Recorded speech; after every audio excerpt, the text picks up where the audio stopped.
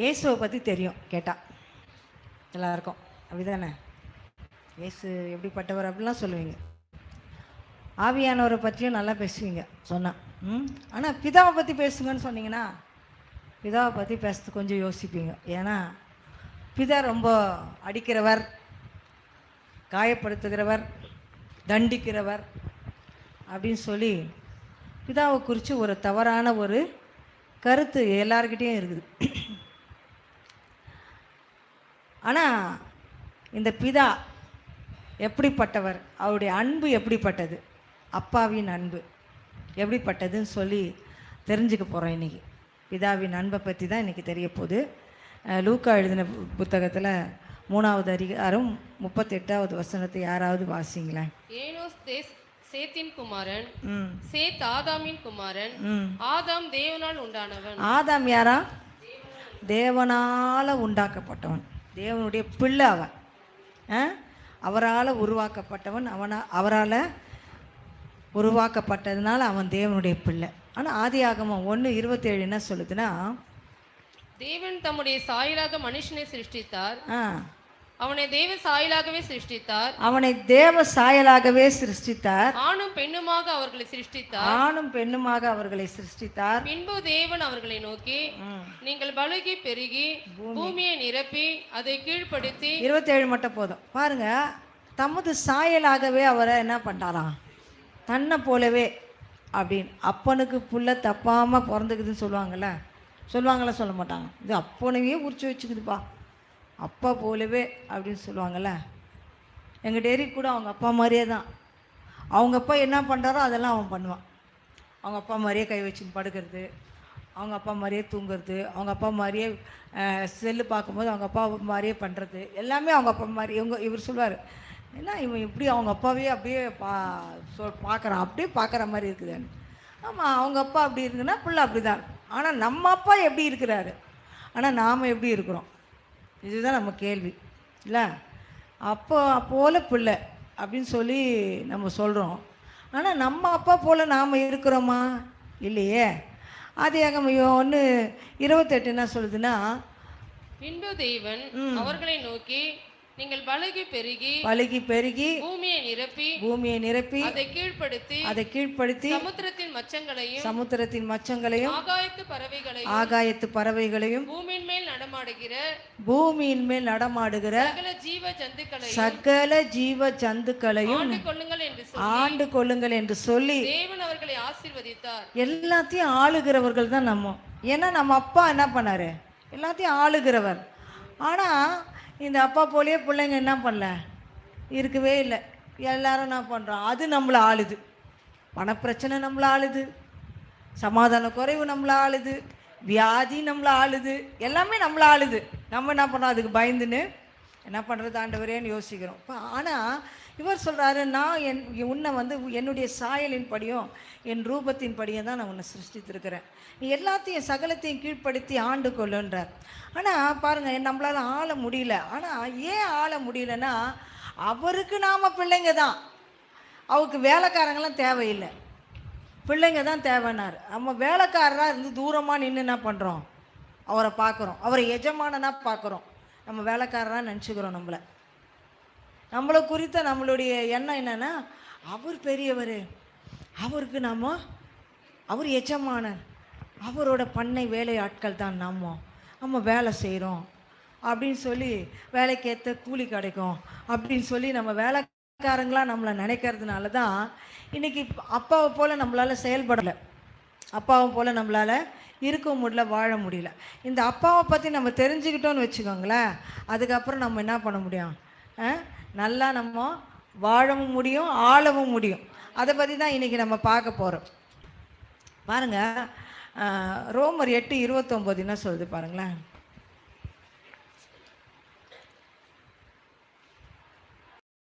அநேக சகோதரருக்குள்ளே முதற் பேரானவராய் இருக்கும் பொருட்டு தேவன் எவர்களை முன்னறிந்தாரோ அவர்களை தமது குமாரனுடைய இவர் என்னன்னா நமது குமாரருக்குள்ளே யார், மூத்த சகோதரனா யாரு? இயேசு மூத்த சகோதரன், நீங்களும் நானும் இளைய சகோதரன், சகோதரிகள் தான். அவர் தான் அண்ணன். நம்ம குடும்பத்துக்கு. ஆ மூத்தானன், மூத்தானனுக்கே ஒரு கனம் இருக்கும் தெரியுமா? பெரிய அண்ணன்னா கொஞ்சம் எல்லாருக்கும் ரொம்ப பயமும் பக்தியும் இருக்கும். ஆனால் நம்ம பெரிய அண்ணன் மேலே நம்மளுக்கு பயம் பக்தி இருக்குதா என்னன்னு தெரில. நம்ம சிஎம் வேறு சொல்லிக்கிறார், நான் உங்களுக்கு அண்ணன் சீரெல்லாம் நான் என்ன பண்ண போகிறேன், செய்ய போகிறேன். அவர் செய்கிறாரோ இல்லையோ, அவர் சொன்ன வாக்கை காப்பாற்றுறாரோ இல்லையோ, ஆனால் இவர் காப்பாற்றுவார். மூத்த சகோதரனா அண்ணனா இந்த ஸ்தானத்தில் இருந்து நம்மளுக்கு செய்ய வேண்டிய எத்தனையோ இவர் என்ன பண்ணுவாராம், செய்வார். பாருங்கள், கலாத்தியர்லேயும் சரி எபிரேயர்லேயும் சரி ஒரு திட்டம். என்ன திட்டம்னா, மீட்பு மட்டும் திட்டம் இல்லை, தேவனை குறித்து சொல்கிறதும். இயேசு கிறிஸ்து பூமியில் வந்தார், பிதாவை குறித்து சொல்கிறதுக்காக தான் பூமியில் வந்தார். மனுஷனை மீட்கவும் பாவத்திலிருந்து தூக்கவும், பிதாவை பற்றி மனுஷன் நல்ல ஒரு அபிப்பிராயம் கொள்ளவும் தான் இயேசுனா. பிதாவை சொல்லி கொடுக்கறதுக்காக இயேசு வந்தார் இந்த பூமியில். இப்படி சொன்னால் நல்லாயிருக்கும், பிதாவை பற்றி சொல்லி கொடுக்கறதுக்கு. பாருங்கள், ஆண்டவர் ஆதாம் பாவம் செஞ்ச போது என்ன ஆச்சுன்னா, பிதாவை குறித்து அது வரைக்கும் ஆதாமுக்கும் பிதாவுக்கும் ஒரு நல்ல உறவு இருந்துச்சு. பாருங்கள், அவங்க ஏதேனில் என்ன பண்ணுவாங்க, பகலின் குளிர்ச்சியான வேலையில் ஆண்டவர் வருவார். நான் நிறைய முறை சொல்வேன், ஆண்டவர் வருவாராம். அப்போ ஆதாமும் ஆண்டவரும் நல்லா பேசியிருப்பாங்க. ஆதாம் கிட்ட ஆண்டவர் சொல்லியிருப்பார், இப்போ நான் என்ன பண்ண போகிறேன், நான் மனுஷனை உண்டாக்கிட்டேன், மரம் செடி புல் பூண்டுகள்லாம் உருவாக்கிட்டேன். இப்போ என்ன பண்ண போகிறேன், மிருக ஜீவன்கள்லாம் உண்டாக்க போகிறேன். அதுக்கு நீ என்ன பேர் வைக்கிறியோ அதுதான் பேர். நான் சரியா ஆதாம், நம்ம 2 பேரும் சேர்ந்து செய்யலாமா? நான் உண்டாக்குறேன், நீ என்ன பண்ணு, அதுக்கெல்லாம் போய் பேர் வை. அப்படிலாம் பேசியிருப்பாரா பேசியிருக்க மாட்டா? எல்லாத்தையும் பேசினார், எல்லாத்தையும் சொன்னார். ரொம்ப ஜாலியாக இவங்க நாட்கள்லாம் போச்சு. ஒரு நாள் பிசாசு வந்தான், காரியத்தை கெடுத்துட்டான். உறவு முறிஞ்சிடுச்சு, பாவம் மனுஷனுக்குள்ளே வந்துடுச்சு. வந்ததுனால என்ன ஆகுதுன்னா, ஆதாமுக்கு பயம் வந்துடுச்சு தேவனை குறித்த. ஏன்னா அவனுக்கு தெரியும் ஆண்டவர் பயங்கரமானவர், நல்லவர், எல்லாம் தெரிஞ்சால் கூட அவர் தண்டிக்கிறவர், பாவம் செஞ்சால் தண்டனை உண்டு அப்படின்னு ஆதாமுக்கு தெரிஞ்சிச்சு. அதனால் என்ன பண்ணான், ஆதாம் ஓடி போய் என்ன பண்ணிட்டான், ஒளிஞ்சுக்கிட்டான். அப்போ ஆதாமே நீ எங்கே இருக்கிறான்னு கேட்கும்போது, தேவரீர் சத்தத்தை தோட்டத்தில் கேட்டு நான் என்ன பண்ணேன், பயந்து ஒளிந்து கொண்டேன்றான். ஏன் பயம் வருது, பாவம் செஞ்சதுனால பயம் வந்துச்சு. பாவம் செஞ்சதுனால பயம் மட்டும் அவனுக்கு வரல, உறவு முறிஞ்சிச்சு. இப்போ உறவு முறிஞ்சால் கூட முடிஞ்சது மட்டும் இல்லை, இன்றைக்கி அப்பாவை குறித்து ஒரு தப்பான ஒரு எண்ணம் அவனுக்கு வந்துச்சு. அப்பானா தண்டிக்கிறவர், அடிக்கிறவர், அவர் குட்டியை பறிகொடுத்த கரடி போல என்ன பண்ணுவார் இருக்கிறாரு. அவர் என்ன பண்ணுவார், உன்னை தண்டிப்பார், அவர் உன்னை அடிப்பார், இப்படி எல்லாம் சொல்லியாச்சு. பாருங்க, இங்கே ஒரு வசனம் இருக்குது, 2 சாமுவேல் 7:4 படிங்களேன்.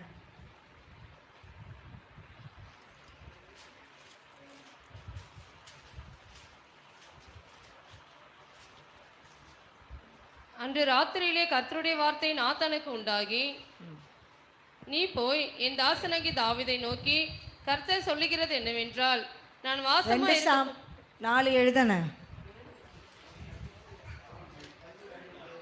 7:14 sorry 7:14 sorry 7:14பா, 2 Samuel 7:14. நான் அவனுக்கு பிதாவா இருப்பேன், அவன் எனக்கு குமாரனா இருப்பான். நான் அவனுக்கு பிதாவா இருப்பேன், அவன் எனக்கு குமாரனா இருப்பான். அவன் தப்பு செஞ்சா, அவன் அக்கிரமம் செஞ்சா, நான் அவனை மனுஷனுடைய மிலாற்றினாலும் மனுபுத்திரருடைய அடிகளினாலும் தண்டிப்பேன். பாருங்க, மனுஷனுடைய மிலாற்றினாலும் மனுஷன் அடிக்கிற மாதிரி தான் நான் அடிப்பேன். அவன் தப்பு செஞ்சா நான் என்ன பண்ணுவேன், அவனை மட்டமாக தண்டிப்பேன். ஆனால் நான் கெட்டவர் இல்லை, நான் அவனுக்கு பிதா. அன்றைக்கே என்ன சொல்கிறார் அவர்கிட்ட, நான் அவனுக்கு பிதாவாக இருக்கிறேன், நான் அடிப்பேன், ஆனால் தண்டிக்கிறவர் கிடையாதுன்னு சொல்கிறார். ஆனால் இவங்களுக்கு புரியல, ஆண்டவர் தண்டிக்கிறவர் நினச்சிட்டோம். அதனால தான் பிதாவை கண்டு நம்ம தூரமாயிட்டோம். பாருங்கப்பா, அங்கே அன்னைக்கு பார்த்தீங்கன்னா பிரதான ஆசாரியன் கூட என்ன பண்ணிட்டான், பயந்து என்ன பண்ணான், சங்கிலி கட்டின்னு உள்ளே போனான். ஆண்டவர் அடிச்சிட்டார்னா நான் செத்துட்டேன்னா அங்கே யாரும் எனக்கு தூக்க முடியாது, அதனால் என்ன பண்ணோம், என்னை சங்கிலி கட்டி இழுத்துருங்க, சங்கிலிலே நீங்கள் உள்ளே வர முடியாது. எங்கே வர முடியாது, மகா பிரதான ஸ்தலத்துக்குள்ளே உங்களால் வர முடியாது. அந்த அளவுக்கு ஒரு பயமும் ஒரு பரிதாப நிலைமையிலும் தான் மனுஷன் இருக்கிறான். மனுஷனுக்கு ஆண்டவர் வந்து நான் தகப்பனாக இருக்கிறேன், நான் பிதாவாக இருக்கிறேன்னு சொல்கிறாரு. ஆனால் அவர் எத்தனை முறை சொன்னாலும் நான் உனக்கு பிதான்னு சொன்னாலும் அவன் பிதான்றதை ஏற்றுக்கவே மாட்டேங்கிறான். இவர் சொல்கிறாரு நான் மூத்த சகோதரன்றாரு, அதையே என்ன பண்ண மாட்டேங்கிறான் மனுஷன். அங்கே அண்ணன் மூத்த சகோதரன், ஆனாலும் அவர் வந்து எனக்காக பரிந்து பேசுவார். அப்பா கிட்ட என்ன பண்ண, தம்பி தப்பு பண்ணிட்டான்னு வச்சுக்கோங்க, ஒரு குடும்பத்தில் மூத்த அண்ணன் தான் என்ன பண்ணுவான், வாடா நான் பேசுகிறேன், வா அப்பா உன்னை அடிக்க மாட்டார், வா நான் இருக்கிறேன், பயப்படாத தைரியமாக இரு, வா நான் கூட்டின்னு போகிறேன் அப்பா கிட்டன்னு சொல்லிட்டு என்ன பண்ணுவார் இந்த அண்ணன், கூட்டின்னு போய் அப்பா கிட்ட, அப்பா சின்ன பையன் தெரியாமல் செஞ்சுட்டான்ப்பா, விடுப்பா அதெல்லாம் பார்த்துக்குப்பா அப்பா அப்படி சொல்லுவார். யார் சொல்லுவாரா சொல்ல மாட்டாரா? நல்ல அண்ணன் என்ன பண்ணுவார், சொல்லுவார். அப்போ உலக பிரகாரமாக இருக்கிற அண்ணனே என்ன பண்ணுறாரு, பரிந்து பேசுகிறாருன்னா நம்மளுக்கு மூத்த சகோதரன் சொல்லி நம்ம குடும்பத்தில் முதல் அண்ணனாக இருக்கிற உனக்காகவும் எனக்காகவும் பேச மாட்டாரா? பேசுவார். அவரை பற்றியும் நம்மளால் என்ன பண்ண முடியல, புரிஞ்சுக்க முடியல பாருங்கள். அதனால தான் மோசே, தாவீது, ஆபிரகாம் எல்லாருக்குமே புரியல. பழைய ஏற்பாட்டு விசுவாசிகளுக்கு கூட தேவனை பற்றிய சரியான அறிவு இல்லை. அவர் தண்டிக்கிறவர், அவர் அடிக்கிறவர், அப்படி தான் அவர் நினச்சார். ஆபிரகாம் கூட சொன்னான், தூளும் சாம்பலுமான அடியேன் பேச துணிந்தேன் அப்படின்றான். தூளை அவர் பெற்றார், ஒரு சாம்பலையை பெற்றார் இல்லையே, தன்னை போல தன்னுடைய சாயலின்படி தனது ரூபத்தின்படி பார்த்தார். பாருங்க, யாருக்கும் அந்த வெளிச்சம் இல்லை, பிதாவை குறித்த நல்ல அபிப்பிராயம் இல்லை. ஏன்னா காலகாலமாக பிதாவை குறித்த தவறான எண்ணங்களையே ஜனங்க வளர்த்து விட்டாங்க. அதனால் பிதா கிட்ட போக்குவரத்துக்கு ஒரு தைரியமும் இல்லை. பாருங்க, இவர் சொல்கிறாரு, இயேசு சொல்கிறாரு 18, யோவான் 1:18 படிங்களேன். தேவனை ஒருவனும் ஒரு காலம் கண்டதில்லை. ஒருவனும் ஒரு காலம் ஆபிரகாம் பார்க்கல, எலியா பார்க்கல, எலிசா பார்க்கல, யாருமே பார்க்கல. பிதாவின் மடியில் இருக்கிற ஒரே பேரான குமாரனை அவரை வெளிப்படுத்தினார்.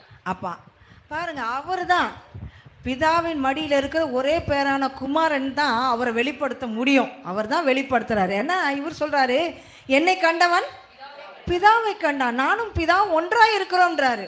அப்போ இவரை போல என்னை பார்த்தீங்கன்னா என்னோட அச்சு அடையாளம் அப்படியே அப்பா கிட்ட இருக்குது, அப்பாவோட அச்சு அடையாளம் என்கிட்ட இருக்குது. என்னை பார்த்தா பிதாவை பார்த்த மாதிரி. நான் என்கிட்ட ஏதாவது அநியாயம் இருக்குதா? இல்லையே. நான் ஏதாவது தப்பு செஞ்சுருக்கிறேன்னா? இல்லையே. நான் என்ன பாரபட்சம் பார்த்துருக்கிறேன்னா? இல்லையே. நான் உங்களுக்கு அநியாயம் செஞ்சுருக்கிறேன்னா? இல்லையே. அப்போ பிதா மட்டும் எப்படி உங்களுக்கு அநியாயம் செய்வார்? என்னை கண்டவன் பிதாவை கண்டான்னு சொல்கிறாரு. நானும் பிதாவும் ஒன்றாக இருக்கிறோன்னு சொல்கிறாரு. அப்போ இவரை போல தான் அவர் இருப்பாருன்னு சொல்லி நம்மளுக்கு அந்த ஞான அறிவு நம்மளுக்கு இல்லை. ஏற்கனவே இவன் என்ன பண்ணிட்டான், நீங்கள் தண்டிப்பீங்கன்னு பயந்து நான் ஒளிஞ்சுக்கிட்டேன்னு பிதாவை குறித்து ஒரு பிக்சரை ஆதாம் சொல்லி கொடுத்துட்டு போயிட்டான். தொடர்ந்து வருகிற எல்லாரும் என்ன பண்ணிட்டோம், பிதாவை ஒரு பயங்கரவாதியாக பார்க்கணும், தீவிரவாதியாக பார்க்க ஆரம்பிச்சிட்டோம். நம்மளுக்கும் அவருக்கும் ஒரு டிஸ்டன்ஸு நம்ம மெயின்டைன் பண்ண ஆரம்பிச்சிட்டோம். அதனால் என்ன பண்ண முடியல, நம்மளால் கிட்டி சேர முடியல. அதனால தான் இயேசு என்ன பண்ணுறாரு, எல்லாரும் இயேசுவை பிதாவை வெளிப்படுத்துறதுக்கு இயேசு கிறிஸ்து வந்தார். அவரையே வெளிப்படுத்துறதுக்கு பிரதிபலிக்கிறவராக இயேசு கிறிஸ்து இந்த பூமிக்கு வந்தாராம். எபிரேயர் 4:15-16 படிங்கப்பா.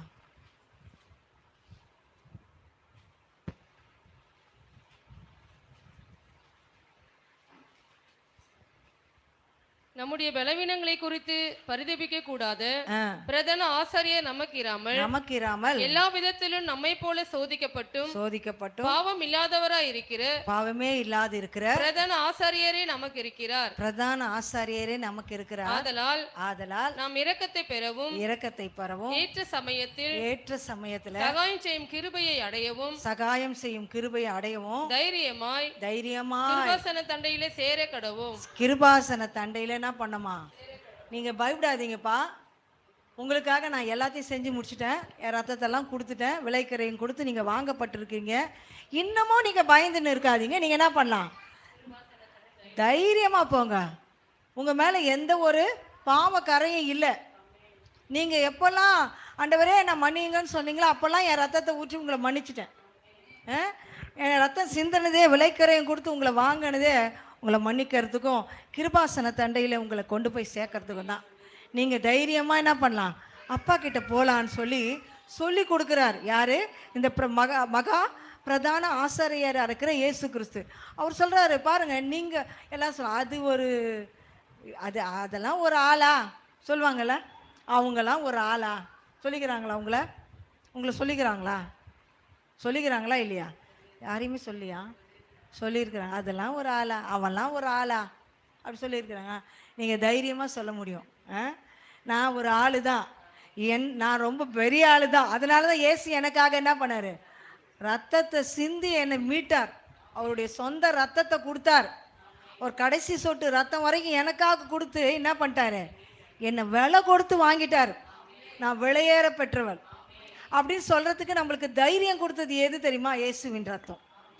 அது யாரோட ரத்தம்? நம்ம மூத்த சகோதரனுடைய ரத்தம். அவர் கொடுத்து என்ன பண்ணிட்டார்? தைரியமாக வா, கிருபாசன தண்டையில் வா அப்படின்னு சொல்கிறார். ஆனால் இன்னும் கூட என்ன பண்ணல, நம்ம தைரியம் கொண்டு உள்ளே போகிறதுக்கு முடியல நமக்கு.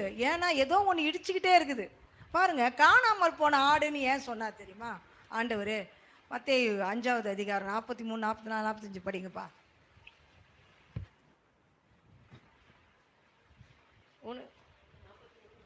அஞ்சாவது. உனக்கு அடுத்தவனை சிநேகித்து உன் சத்துருவை பகைப்பாயாக என்று சொல்லப்பட்டதை கேள்விப்பட்டிருக்கிறீர்கள். நான் உங்களுக்கு சொல்லுகிறேன், உங்கள் சத்துருக்களை சிநேகியுங்கள். சத்துருக்களை சிநேகிக்கணுமா? அப்புறம் உங்களை சபிக்கிறவர்களை ஆசீர்வதியுங்கள், உங்களை பகைக்கிறவர்களுக்கு நன்மை செய்யுங்கள். பாருங்க, உங்க சத்துருக்களை என்ன பண்ணோம்? சிநேகிக்கணும்ன்றார். அப்போ என்ன நம்ம செய்ய தவறணும்னா, நம்ம சத்துருக்களை சிநேகிக்க மாட்டோம். ஆனால் நம்மளை நேசிக்கிறவங்கள நம்ம என்ன பண்ணுவோம்? சிநேகிப்போம் இல்லையா? நமக்கு வேண்டியவங்களுக்கு நம்ம வாங்கி கொடுப்போம், எல்லாம் செய்வோம். ஆனால் நம்மளுக்கு பிடிக்காதவங்களுக்கு எதுவுமே நம்ம செய்ய மாட்டோம். கரெக்டா?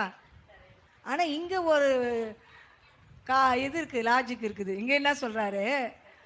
சத்துருக்களை, உன் சத்துருவுக்கு பசியாக இருந்தால் அவனுக்கு என்ன பண்ணு? ஆகாரம் கொடு. எங்கள் வீட்டுக்காரர் சொல்லுவார், நான் சொல்லுவேன், அவங்களுக்கெல்லாம் ஏங்க செய்கிறீங்க? அவங்களுக்கு கொஞ்சமாக செய்யுங்க. பாரு, இவங்களுக்கெல்லாம் நிறைய செய்யணும். சிலவங்கெல்லாம் சொல்லுவேன், இவங்கெல்லாம் நம்மளுக்கு எவ்வளோ செஞ்சுருக்குறாங்கல்ல, இவங்களுக்கெல்லாம் நல்லா செய்யணும்.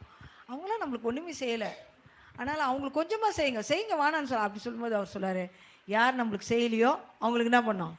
ஆரம்பத்தில் சொல்கிறேன், இப்போல்லாம் இல்லை, ஆரம்ப காலத்தில் ரட்சிக்கப்பட்ட புதுசு நம்மளுக்கு செய்யாதவங்களுக்கு என்ன பண்ணுமா? அதிகமாக செய்யணுமா? ஏன்னா இதுதான் ஆண்டவர் நம்மளுக்கு சொல்லி கொடுத்த வழிமுறை. ஆனால் நம்ம என்ன பண்ணுறோம்? அப்படி செய்யறதில்ல. நம்மளுக்கு மனசு அந்த மாதிரி வர மாட்டேங்குது. அவங்க செஞ்சாங்க, ஆனாலும் அவங்களுக்கு நிறைய செய்யணும். இவங்க செய்யலை, ஆனாலும் இவங்களுக்கு கொஞ்சமாக செஞ்சால் உங்களுக்கு செய்யவே கூடாது. நான் எப்படி பார்த்தா ஆனால் என்ன பண்ணுறது? சரி கொஞ்சம் செய்கிறோம் அப்படின்னு சொல்லி நம்ம மனசில் நினச்சி கொடுக்குறோம். ஆண்டவர் சொல்ல, என்னுடைய சாயலின் படி, எனது ரூபத்தின் படி தான் உன்னை உண்டாக்குனேன். நான் தான் நீ தான் நான். நம்ம 2 பேரும் ஒன்றா இருக்கிறோம். என்னை போலே நீ இருக்கணும். ஆனால் அந்த குணாதிசயங்களை நம்ம தொலைச்சிட்டோம், நம்ம தூரமாக போயிட்டோம், சாயலை நம்ம மறந்துட்டோம். அதனால் காணாமல் போன ஆடானமோ ஆயிட்டோம். இப்போ தேடின்னு இருக்கிறார். மறுபடியும் நம்ம என்ன பண்ணோம்? அவர்கிட்ட வரணும். நம்முடைய ஸ்தானம் என்னன்னு நம்மளுக்கு ஃபஸ்ட்டு தெரியணும். பிதாவின் குணாதிசயம் தான் நம்முடைய ஸ்தானமே. அவருக்கு என்ன குணாதிசயமோ அதுதான். பாருங்கள், இங்கே லூக்கா எழுதின புத்தகத்தில் 6வது அதிகாரம் 27, அதுலேருந்து 35 வரைக்கும் நீங்கள் வாசிக்க வேணாம், நிறைய இருக்கும். 6:27 நீங்கள் வாசிக்க வேணாம். பிதாவை உலகம் தவறான கண்ணோட்டத்திலே தான் பார்க்குது. ஆதாம் பாவம் செஞ்ச பின்னாடி பிதாவை குறித்து தவறான எண்ணம் என்னாச்சு? அதன் விளைவுன்னா இந்த உலகம் என்ன பண்ணுது? அவரை, பிதாவை தவறானவராக பார்த்து, தவறானவராக சித்தரித்து, அவர் ஒரு பயங்கரவாதியாக, தீவிரவாதியாக காட்டிடுச்சு. ஆனால் இந்த காரியத்தை உடைச்சி பிதா யாருன்னு சொல்கிறதுக்கும் மீட்பை மனுக்குலத்துக்கு கொடுக்கறதுக்கும் இயேசு வந்தார் உலகத்துக்கு. என்ன பண்ணுறாரு? அவர் இந்த உலகத்தில் தேவனை பற்றி தெரியப்படுத்துகிறார். இந்த பிதா பாருங்கள், யாத்திராகம் 4:22 சொல்கிறாரு. யாத்திராகம் 4:22 படிங்களேன். அப்பொழுது நீ பார்வோனுடைய சொல்ல வேண்டியது என்னவென்றால், இஸ்ரவேல் என்னுடைய குமாரன், என் சேஷ்ட புத்திரன். இஸ்ரவேல் என்னுடைய குமாரன், அவன் என் சேஷ்ட புத்திரன்பா, அவனை நான் ஆராதிக்கும்படி அனுப்பு. இப்போ அதாவது பிதாவை குறித்த நல்ல வெளிப்பாடு இல்லாத அந்த நாட்கள்லேயே ஆண்டவர் சொல்கிறாரு, பார்வோனுக்கு போய் சொல்கிறாரு, நீ என்ன பண்ணு? என் இஸ்ரவேல் என்னுடைய குமாரன், என்னுடைய சேஷ்ட புத்திரன், அவனை என்ன பண்ணு? நீ ஆராதனை செய்ய அனுப்பு. அப்படின்னா என் புள்ள, என் சேஷ்ட புத்திரன், என்னுடைய புள்ள, என் மகன், என் ரத்தம் அப்படின்னு சொல்லி என்ன பண்ணுறாரு? அந்த நாட்கள்லேயே என்ன பண்ணுறாரு? இயேசு கிறிஸ்து உலகத்துக்கு வரதுக்கு முன்னாடியே என்ன பண்ணிட்டாரு? என்னை குறித்தும் உன்னை குறித்தும் அப்படி ஒரு நிலைப்பாடு தான் அவர்கிட்ட இருக்குது. மகனா மகளாக தான் தேவன் வச்சிருக்கிறார். ஆனால் நமக்கு தான் அவரை சரியான பார்வை எப்படி பார்க்கணும்னு தெரியல. யோவான் 1 யோவான் 3:1 படிங்களேன். நாம் தேவனுடைய பிள்ளைகள் என்று அழைக்கப்படுகிறதினாலே பிதாவானவர் நமக்கு பாராட்டின அன்பு எவ்வளவு பெரிதென்று பாருங்கள். உலகம் அவரை அறியாதபடியினாலே நம்மையும் அறியவில்லை. 1 யோவான் 3:1 தானே படிச்சிங்கப்பா. பாருங்க, உலகம் என்ன பண்ணுது? அவரை அறியாததுனால தான் நம்மளையும் அறியலையாம் அவர் சொல்கிறார். ஆனால் இங்கே லூக்கா 15வது அதிகாரத்தில் நல்ல ஒரு இளைய குமாரன் கதை இருக்குது பார்த்தீங்களா. நம்ம எல்லாருக்கும் தெரியும், ஒரு சிலருக்கு தெரியாமல் இருக்கலாம். அவங்களுக்காக நம்ம என்ன பண்ணலாம், அதை மறுபடியும் கேட்போம். லூக்கா 15வது அதிகாரத்தில் ஒவ்வொரு காரியமாக சொல்கிறார். இதை எல்லாமே பிதாவோட அன்பை தான் அவர் வெளிப்படுத்துகிறார். எல்லா இடத்துலையும் இந்த எல்லா ஓமைகள்லையும் பிதாவோட அன்பு தாங்க. காணாமல் போன ஆடு, காணாமல் போன காசு, இதெல்லாம் என்ன பண்ணுவோம், கண்டுபிடிக்கப்பட்டவனையும் அவங்க அந்த எஜமானி எவ்வளோ சந்தோஷப்படுறார். அது போல தான் சொல்லிட்டு அப்படியே சொல்லிக்கிட்டே வராரு. கடைசியில் சொல்கிறாரு லூக்கா 15வது அதிகாரத்தில் இளைய குமாரனை பற்றி சொல்கிறார் பாருங்களேன்.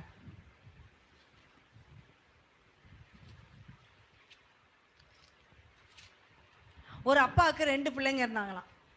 இந்த கதை யாருக்கெல்லாம் தெரியும்ன்றவங்களாம் கை தூக்குங்க, தெரியாதவங்க இல்லை தெரியாதுன்றவங்க கை தூக்குங்களேன்.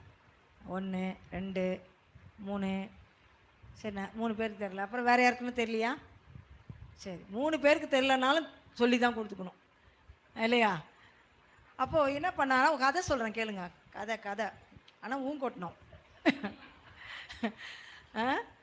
ஒரு அப்பாவுக்கு 2 பிள்ளைங்க இருந்தாங்களாம். அந்த 2 பிள்ளைங்களில் மூத்த குமாரன் நல்லவன். இவங்க இந்த பக்கம் தான் திரும்பி நான் சொல்லுவேன், ஏன்னா இந்த பக்கம் இருக்கிறவங்களுக்கு தான் தெரில. அதனால் மூத்த குமாரனுக்கு நல்ல மனசு, நல்ல அப்பாவை புரிஞ்சுன்னு இருக்கிறான். ஆனால் 2வது மகனுக்குறான் பாருங்கள், இளைய குமாரனுக்கு அப்பாவை பற்றி தெரில.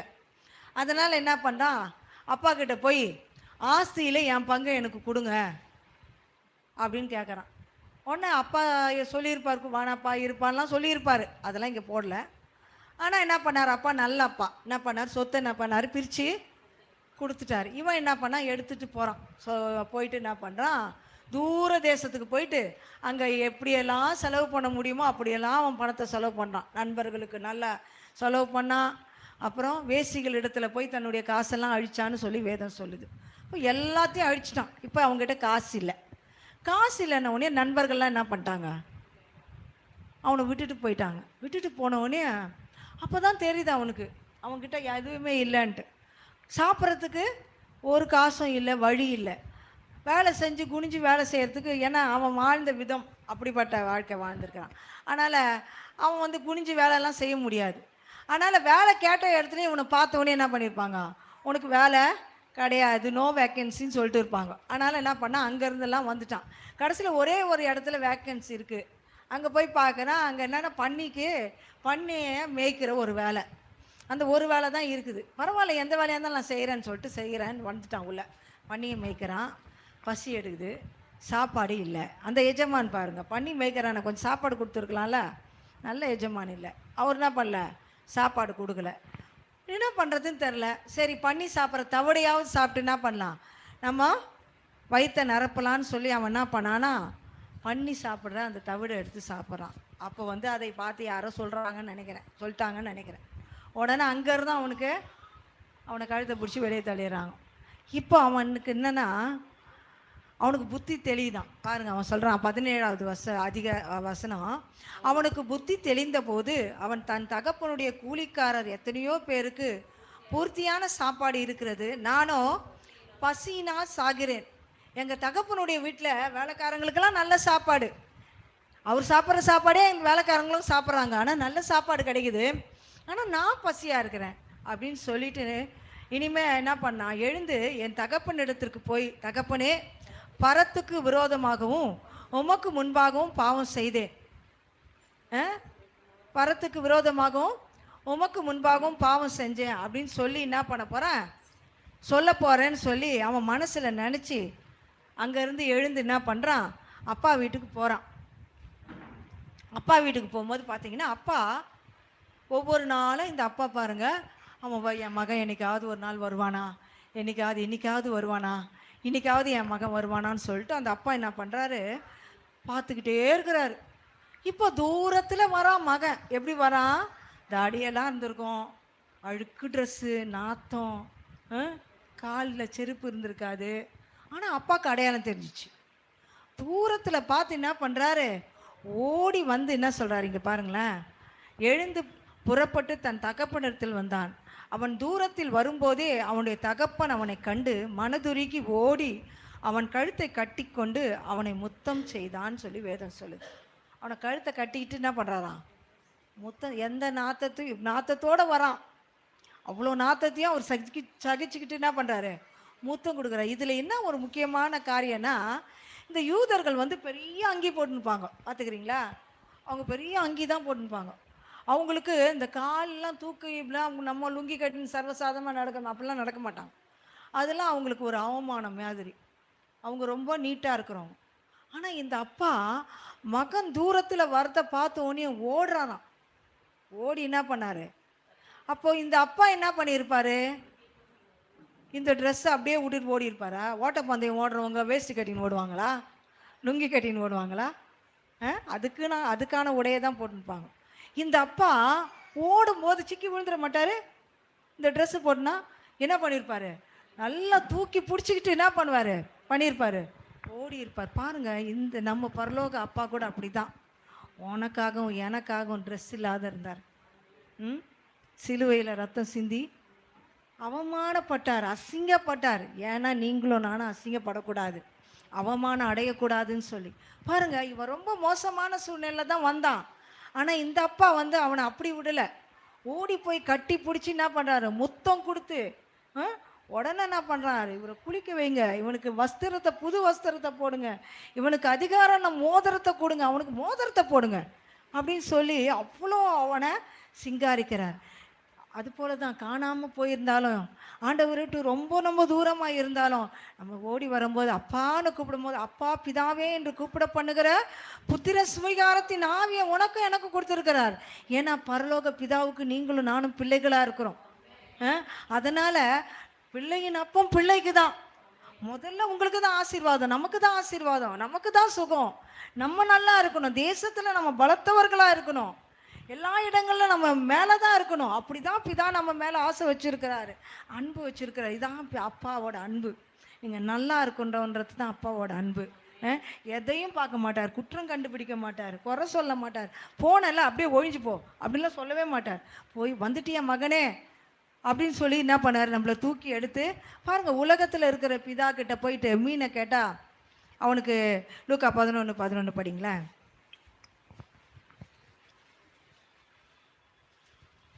உங்களில் தகப்பனா இருக்கிற ஒருவனிடத்தில் மகன் அப்பம் கேட்டால் அவனுக்கு கல்லை கொடுப்பானா? மீனை கேட்டால் மீனுக்கு பதிலாய் பாம்பை கொடுப்பானா? அல்லது முட்டையை கேட்டால் அவனுக்கு தேலை கொடுப்பானா? பொல்லாதவர்களாகிய நீங்களே உங்கள் பிள்ளைகளுக்கு நல்ல ஈவுகளை கொடுக்க அறிந்திருக்கும் போது பரமபிதாவானவர் வேண்டிக் கொள்ளுகிறவர்களுக்கு பரிசுத்தாவியை கொடுப்பது அதிக நிச்சயம். பரிசுத்தாவி மட்டும் இல்ல, இங்க பரிசுத்தாவியை கொடுக்கறதுக்காக பேசியிருக்கிறாரு. ஆனா எல்லாத்தையும் கொடுப்பார். உங்களுக்கு கொடுக்காது எதுவுமே இல்லை. உங்களை ஆசீர்வதிக்காம அவர் போகவே மாட்டாரு. ஒருவேளை அவர் மேல ஐயோ ஆண்டவர் நான் இவ்வளோ நாள் வரேன், எனக்கு அந்த ஆசீர்வாதமே வரல நீங்க நினைக்கிறீங்களா? அப்பாவை தப்பா பார்த்துன்னுக்கிறீங்கன்னு அர்த்தம். அப்பாவை சரியான விதத்தில் நம்ம பார்க்க ஆரம்பிச்சுட்டா பிதாக்கு உண்டானது எல்லாமே பிள்ளைக்கு தான். பிள்ளையின் அப்போ பிள்ளைக்கு தான். அப்போ நமக்கு தான் எல்லாமே. உலகம் ஆசீர்வதிக்கப்படுறதுக்கு முன்னாடியே நம்ம தான் ஆசீர்வதிக்கப்பட்டிருக்கணும். எஸ்டேட்டுகளுக்கு ஓனராக நம்ம தான் இருந்திருக்கணும். ஏக்கர்களுக்கு சொந்தக்காராக நம்ம தான் இருந்திருக்கணும். அரசியல்வாதிகளாம் என்ன பண்ணுறாங்க, தனி ஃப்ளைட் வச்சுக்கிறாங்க. ஏன் நம்மளுக்கு கிடைக்க மாட்டேங்குது? ஏன் நம்ம போகக்கூடாதா? இந்த ஆசீர்வாதம்லாம் நமக்கு தான். நம்ம என்ன பண்ணிட்டோம், கேர்லெஸ்ஸாக விட்டுட்டோம். அப்பாவை பற்றி சரியாக புரிஞ்சுக்காமல் என்ன பண்ணிட்டோம். பாருங்கள், எல்லாம் இருக்குது. இந்த மூத்த சகோதரன் பாருங்கள், எல்லாமே இருக்குது. அவன் வரும்போது பார்த்தீங்கன்னா நல்ல விருந்துலாம் நடக்குது. மேலே தாளம், ஒரே சந்தோஷம், ஜனங்கள்லாம் கூடி இருக்கிறாங்க. வந்து கேட்குறான், என்ன நடக்குது அப்படின்னு கேட்குறான். உடனே அவன் தம்பி காணாத போனாலப்பா, அவன் திரும்ப கிடச்சிட்டான். அதனால் அப்பா என்ன பண்ணுறாரு, கொண்டாடுறாரு. உடனே இவனும் என்ன பண்ணியிருக்கணும், சந்தோஷப்பட்டுக்கணும். இவன் உலக பிரகாரமான மூத்த சகோதரன். இவன் என்ன பண்ணிட்டான், எனக்கு உன் கூடயே இருக்கிறனே, எனக்கு ஒரு நாள் ஆச்சும் ஒரு ஆட்டுக்குட்டியாவது அடிச்சியா அப்படின்னு கேட்குறான் அப்பா கிட்ட. அப்பா சொல்கிறாரு, என்னுடையதெல்லாம் உன்னுடையதுப்பா, எல்லாமே உன்னுடையது தான். இந்த மனப்பான்மை நம்மளுக்கு இருக்குது. நம்மலாம் என்ன பண்ணிட்டோம், ஐயோ அவங்களுக்கு ஆசீர்வதிக்கிறார் ஆண்டவர், அவங்க இப்படி இப்போ தான் நேற்று தான் வந்தாங்க பார்த்தீங்கன்னா மலை வீடு கட்டாங்க, கார் வாங்கிட்டாங்க அப்படின்னால அவன் சரியாக அப்பாவை புரிஞ்சுக்கிட்டான். நம்ம அப்பாவை சரியான விதத்தில் புரிஞ்சிக்க முடியல. அப்போது அப்பாவை குறித்த தப்பான கண்ணோட்டம் தான், அப்பாவை குறித்ததான வெளிப்பாடு நமக்கு இல்லாததுனால தான் நம்மளுடைய ஆசீர்வாதத்தை நம்மளால் சுதந்திரிக்க முடியல. ஆனால் இப்போ அப்பாவை நம்ம என்ன பண்ணோம், சரியாக புரிஞ்சுக்கணும். எப்படி ரோமர் 8:32 படிங்களேன். தம்முடைய சொந்த குமாரன் என்றும் பாராமல் தன்னுடைய சொந்த குமாரன் என்றும் பாராமல் நம் எல்லாருக்காகவும் அவரை ஒப்பு கொடுத்தவர் அவரோடு கூட மற்ற எல்லாவற்றையும் நமக்கு அருளாதிருக்கிறது எப்படி? பிள்ளையே கொடுத்துட்டாரே, சொந்த குமாரனை கொடுத்தவர் மற்ற எல்லாத்தையும் கொடுக்க மாட்டாரா? என் பிள்ளை உங்களுக்காக நான் கொடுக்குறேன் அப்படின்னு சொன்னவர் மற்றதெல்லாம் கொடுக்க மாட்டார். இங்கே பிதா இயேசு சொல்கிறாரு, மத்தேயுவில் ஒரு ஜெபத்தை சொல்லி கொடுக்குறார் சீஷர்களுக்கு, பரமண்டலங்களில் இருக்கிற என் பிதான்னு சொன்னாரா? எங்கள் பிதாவே அப்படின்னா என்ன? உனக்கும் அவர் தான் பிதா, எனக்கும் அவர் தான் பிதா. அப்பா, நம்ம எல்லாருக்கும் ஒரே அப்பா தான், நமக்கு ஒரே குடும்பம் தான். அதனால் எனக்கு என்னென்ன ஸ்தானம் இருக்குதோ அதே ஸ்தானம் தான் உனக்கு. நான் எப்படி பிதாவின் வலது பாரிசத்தில் உட்காந்துருக்கணும் அதே மாதிரி தான் என் பக்கத்தில் நீ உட்காரணும். ஏன்னா நான் மூத்த அண்ணன் முதல்ல உட்காந்துட்டேன், நீ இளையகுமாரன் பக்கத்தில் உட்காந்துக்கோ, ஏசு பக்கத்தில் சத்யா உட்காந்துக்கிறேன். அப்படி தான் ஆண்டவர் உங்களையும் என்னையும் பார்க்குற. உங்கள் பேரை நீங்கள் சொல்லிக்கலாம். நம்ம என்ன பண்ணோம், உட்காந்து அதிகாரம் செய்யாத நம்ம வேலைக்காரங்களாம் தூரமாக நிற்கிறோம், அவரை எஜமானாக பார்த்துன்னுக்குறோம். அவரை எஜமானாக பார்க்கறதுனால தான் நம்மளுக்கு சாப்பாடு இருக்கிறதுக்கு வாழ்கிறதுக்கு வேண்டிய காரியங்கள் நமக்கு கிடைக்கிது. சரி, அவர் நல்ல எஜமான், அதனால் என்ன பண்ணுறாரு, சாப்பாடு கொடுக்குறாரு, உணவு கொடுக்குறாரு, உடை கொடுக்குறாரு, இருக்க இடம் கொடுக்குறாரு, போதிய காற்றை கொடுக்குறாரு, நீரை கொடுக்குறாரு. இதெல்லாம் என்ன தெரியுமா, நீங்கள் எஜமானாக பார்க்கறதுனால தான். நீங்கள் அப்பாவை பார்த்துருந்தீங்கன்னு வச்சுக்கோங்க, எல்லா வீட்டுக்கும் மேலாக தலையாக இருந்திருப்பீங்க. மேலே வச்சு உங்களை அழகு பார்த்துருப்பார். சகலத்தையும் அவன் பாதங்களுக்கு கீழ்ப்படுத்தினேன், ஒன்றும் கீழ்பட்டு இருக்க காணும்னு சொல்லி எபிரேயரில் சொல்லப்பட்டிருக்கு, சங்கீதத்தில் சொல்லப்பட்டிருக்கு. ஏன்னா நம்ம பார்க்குற பார்வை சரியில்லை, கண்ணில் கொஞ்சம் குறைபாடா, நம்மளுக்கு கொஞ்சம் கண்ணு குறைபாடாயிடுச்சு. நம்ம சரியான விதத்தில் ஆண்டவரை பார்க்காதனால அவர் பயங்கரமானவரா, அவர் எஜமானனா நம்ம வேலைக்காரங்களாக தெரியும். நம்ம அவருடைய குடும்பத்தில் ஒரு ஆள், பரலோக குடும்பத்தில் நானும் ஒரு ஆளுன்னு சொல்லி நம்ம பார்க்காதனால தான் இன்னைக்கு நமக்கான ஆசீர்வாதம் நமக்கு வரல. பாருங்கள், அதை விட ஒரு காரியத்தை பாருங்கள் சொல்கிறேன். எரேமியா எழுதின புத்தகத்தில் 3வது அதிகாரம் 19வது வசனம்.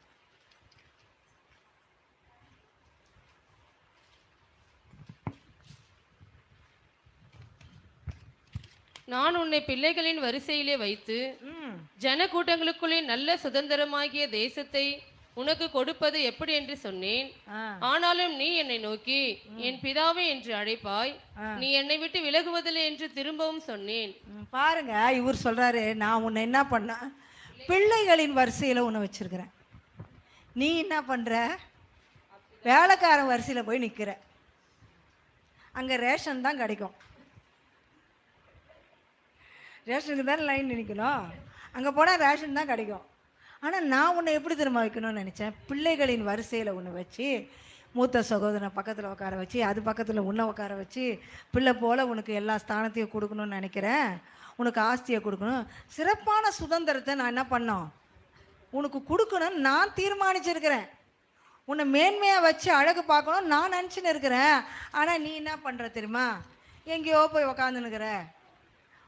நான் உன்னை பிள்ளைகளின் வரிசையிலே வைத்து ஜனக்கூட்டங்களுக்குள்ளே நல்ல சுதந்திரமா,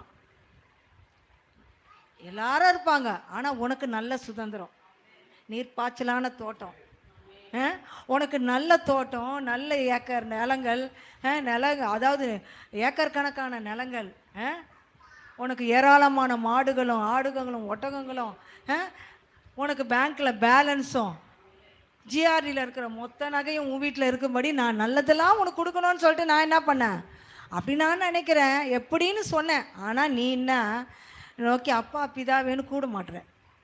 நீ அப்பா பிதாவேன்னு கூப்பிட பண்ணுகிற புத்திர ஸ்வீகாரத்தின் ஆவியை நான் உனக்கு கொடுத்துட்டேன். ஆனால் நீ அப்பான்னு கூப்பிட்டு என்ன பண்ண மாட்டேங்கிற, வாங்கிக்க மாட்டேங்கிறப்பா. அதனால தான் உனக்கு பிரச்சனையே. ஆனால் நீ என்னை அப்பாவாக பார்த்துட்டுனா நான் உன்னை கைவிடுறதுல உன்னை விட்டு விலகிறதில்லன்னு சொல்ல மாட்டேன், நீ என்னை விட்டு விலகவே மாட்டேன். அவர் சொல்கிறாரு பாருங்களேன், என் பிதாவே என்று அழைப்பாய், நீ என்னை விட்டு விலகுவதில்லை. பாருங்க, அப்பா கொடுக்க ஆரம்பிச்சிட்டாருன்னா பிள்ளை பக்கத்துலேருந்து வெளியே போவானா? போகவே மாட்டான். அப்பா கிட்ட காசு இருக்குதுன்னு தெரிஞ்சிச்சுனாலே போக மாட்டான் இல்லை, அப்பா கூடயே ஒட்டின்னு இருப்பான். இங்கே அவர் சொல்கிறாரு, உனக்கு நல்ல சுதந்திரங்களை நான் கொடுக்கணும்னு நினச்சின்னுக்கிறேன்ப்பா. அது எப்படிலாம் கொடுக்கணும் நான் திட்டம் பண்ணின்னுக்கிறேன். எதெல்லாம் உனக்கு செய்யலாம், உனக்கு நேர்த்தியான பங்கு கிடைக்கணும்னு நான் நினைக்கிறேன். உனக்கு நல்ல சுதந்திரம் கொடுக்கணும்னு நான் நினைக்கிறேன். நீ பூமியில் பலத்திருக்கணும்னு நான் நினைக்கிறேன். ஜாதிகளுக்கு நீ உயர்ந்திருக்கணும்னு நினைக்கிறேன். உன்னை நான் மேன்மைப்படுத்தணும்னு நினைக்கிறேன். நான் உன்னை உயர்வாக வைக்கணும்னு நினைக்கிறேன். நீ தலையாகணும்னு நினைக்கிறேன். ஆனால் நீ என்ன பண்ணல, என்னை அப்பா பிதாவேன்னு ஐஸ் வச்சு கூப்பிட்டு வாங்கிக்க உனக்கு தெரியலையே. என்னை போய் நீ அடிக்கிறவரா கொல்லுகிறவரா பார்க்குற, பீறி போடுகிறவரா பார்த்துன்னு இருக்கிற. ஏன்னா இவர் யோபு சொல்கிறாரு, எனக்கும் தேவனுக்கும் மத்தியஸ்தன் ஒருவர் இருந்தால் நல்லா இருக்கும். உனக்கு தான் மத்தியஸ்தன் இருக்கிறாரு, அவருக்கு அந்த வெளிப்பாடு இல்லை. ஆனால் உனக்கு மத்தியஸ்தன் இருக்கிறார்ல, நீங்கள் எப்படி வேணா என்ன பண்ணலாம். ஆராதிக்கிறதுக்கு கூட நாங்கள் என்ன சொல்லுவோம், ஆவியானவரே நீங்கள் பிதாவை ஆராதிக்கிறதுக்கு எனக்கு கற்றுக் கொடுங்கன்னு சொல்கிறோம். ஆண்டவரை பற்றி எனக்கு சொல்லிக் கொடுங்க, பிதாவை பற்றி எனக்கு சொல்லிக் கொடுங்கன்னா இந்த வசனன்ற கண்ணாடியிலேயே என்ன பண்ணலாம், பிதாவை பற்றி தெரிஞ்சுக்கலாமே. வசனத்தை வாசிக்கும் போதே அவருடைய அன்பை பற்றி புரிஞ்சுக்கலாமே. அவருடையதெல்லாம் என்னுடையது தான் அப்படின்னு புரிஞ்சுக்கலாமே. நம்ம புரியாததுக்கு காரணம், நம்ம ஆசீர்வாதத்தை சுதந்திரிக்காததுக்கு காரணம் என்னென்னா, நம்மளுக்கு தெரியல, அப்பாவோட அன்பை பற்றி தெரில. இன்றைக்கி அப்பாவோட அன்பை பற்றி தெரிஞ்சுக்கணும். இன்னும் இந்த நாள்லேருந்து பாருங்கள், 1 யோவான் 4:9 என்ன சொல்லுது பாருங்களேன்.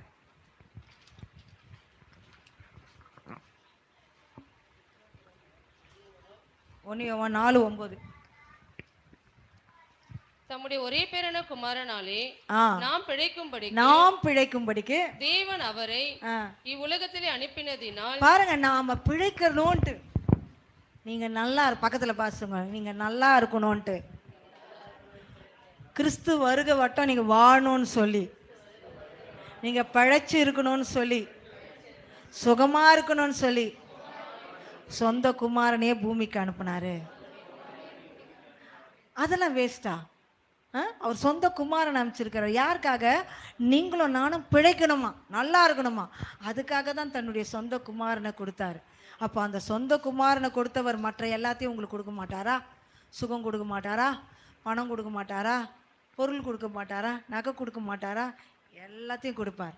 அவர் அப்பான்னு கூப்பிட்டு என்ன பண்ணோம், அவர் சமூகத்தில் ஓடி போய் உக்காந்துணும், தினமும் அவரை தேடணும். தேடும்போது அவர் உங்களுக்கு வெளிப்படுவார். அப்பாவா பாருங்க, அடிக்கிறவரா தண்டிக்கிறவரா பாருங்க. என்னை கண்டவன் பிதாவை கண்டான்னு ஏசு சொல்கிறார்ல, ஏசு போல தான் அவர். ஏசுக்கிட்ட எந்த ஒரு வேற்றுமையும் இல்லை, வேற்றுமை நிழலும் இல்லை அவர்கிட்ட. அவரை போல் ஒரு கண்ணில் வெண்ணெய் ஒரு கண்ணில் சுண்ணாம்பு வச்சு உலகத்தை ஆடுறவனா அப்படி நினைக்கலாம். ஆனால் இந்த இயேசு கிறிஸ்துக்கிட்ட எந்த பாகுபாடும் இல்லை. அப்படி உங்களை பார்க்குற தேவன் உங்களுக்கு தீமை செய்வாரா? நன்மை தான் செய்வார். அப்பான்னு கூப்பிட்டு என்ன பண்ணுங்கள், எல்லாத்தையும் எடுத்துக்கோங்க. ஏஞ்சல் என்ன பண்ணோம் தெரியுமா? நான் நிறைய முறை சொல்லுவேன்ல, தெப்போ கேட்டுனே இருக்கும். சாமும் கேட்பான், அப்பா எனக்கு இது வேணும் அது வேணும், ஸ்கூலில் இது வாங்கின்னு வர சொன்னாங்க, பசங்க இது கேட்டாங்க அது கேட்டாங்கன்னு சொல்லிக்கினே இருப்பான். ஏஞ்சல் ஓடி என்ன பண்ணுவான், மடியில் உக்காந்து பாக்கெட்லேருந்து காசு, அப்போ காசு எடுத்துக்கிறேன்னு சொல்லிட்டு ஓடிடும். எடுத்துனே ஓடிடும். ஒன்றுமே கேட்க முடியாது அவரால், கம்முன்னு பார்த்துனே இருப்பார். அது மட்டும் ஏன் அது மட்டும் எடுத்துகிட்டு ஓடுதுன்னா, அதுக்கு அப்பாவை பற்றி தெரிஞ்சிச்சு. கேட்டுலாம் இருக்கக்கூடாது, நம்ம அப்பா கிட்ட எடுக்கணும். அந்த அளவுக்கு நம்ம உறவு இருக்கணும் ஆண்டவரோட. ஒவ்வொரு நாளும் தேவ சமூகத்துக்கு நம்ம போக போக அந்த உறவு நம்மளுக்கு உண்டாக நீங்கள் கேட்கவே வேணாம், எடுத்துக்கிட்டு போகலாம். எடுத்துக்கிறேன் ஆண்டவரே.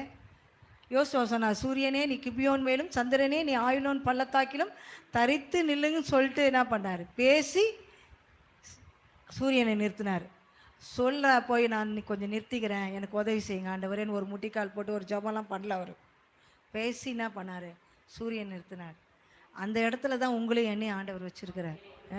எதை ஒன்றா நம்மளால் சாதிக்க முடியும். ஆனால் சாதிக்க முடியாத காரணம் அப்பாவை குறித்த ஒரு தப்பான கண்ணோட்டம் இருக்குது. இன்றைக்கி அப்பாவின் அன்பை புரிந்து கொண்டு இருப்பீங்கன்னு நான் விசுவாசிக்கிறேன்.